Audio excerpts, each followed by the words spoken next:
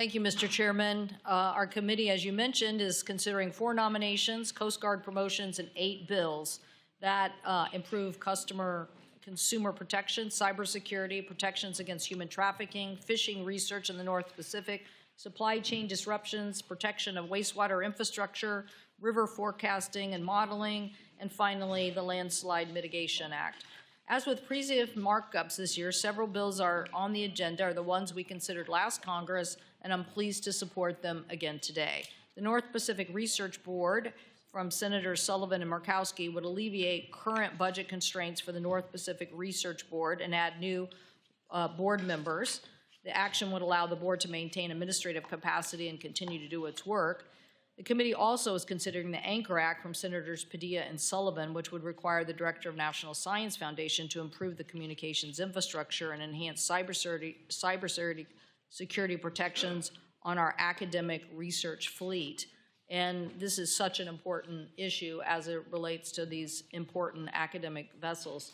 We also are considering the Water Resource Optimization Act from Senators Britt and Welch, which would strengthen the National Weather Service water forecasting abilities and increase resiliency as we deal with flooding. The Household Goods Shipping Consumer Act from Senators Fisher and Duckworth, which help ensure that people and companies can trust their brokers and shippers. The bill reinforces the Federal Motor Carrier Safety Administration's enforcement authority and puts protections in place against fraudulent actors posing as legitimate businesses. This bill also gives states the resources to assist with responding to cases where people's personal property is stolen.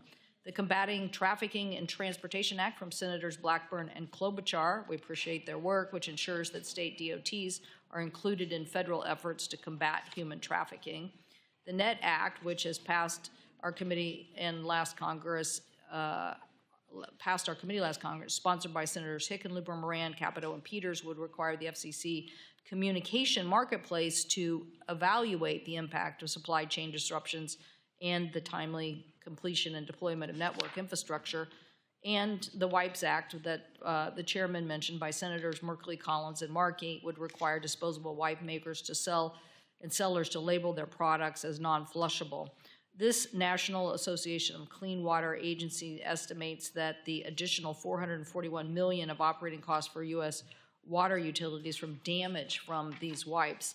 Finally, we are considering the National Landslide Preparedness Act reauthorization that is sponsored by myself and Senator Murkowski. This bill passed our committee last year and would reauthorize the National Landslide Preparedness Act and improve the National Landslide Hazard Reduction Program and the 3D Elevation Program through 2030.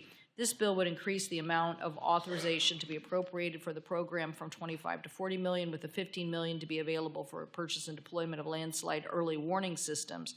This bill is incredibly important for predicting all types of landslides, including those caused by volcanic activity. Just this last week, was the 45th anniversary of the Mount St. Helens eruption, which caused a massive landslide, claiming 57 lives.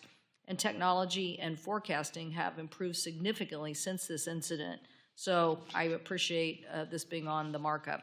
I'd now like to turn to the nominees. David Fink, as a longtime president of Pan Am Railroads, he oversaw the railroad that had a higher mainline track derailment rate than its peers for almost every year, reaching more than 9 times the Class 2 average in 2021.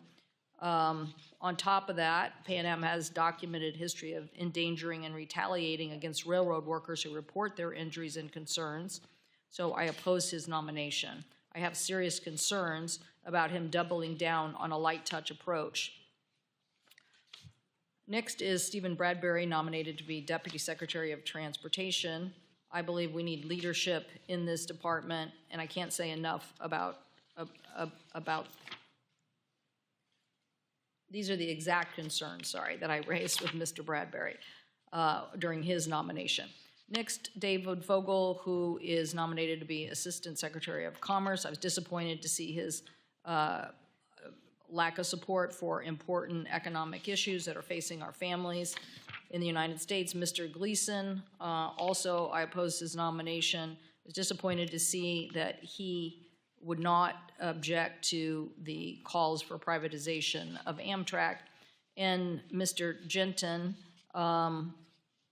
seems to not recall at our hearings the important aspects of commitments that this committee has made while we're seeing alarming disruptions at the department. I think that Mr. As General Counsel did not give me the confidence they're going to continue to uphold the actions that this committee has taken. With that, Mr. Chairman, we're ready to vote.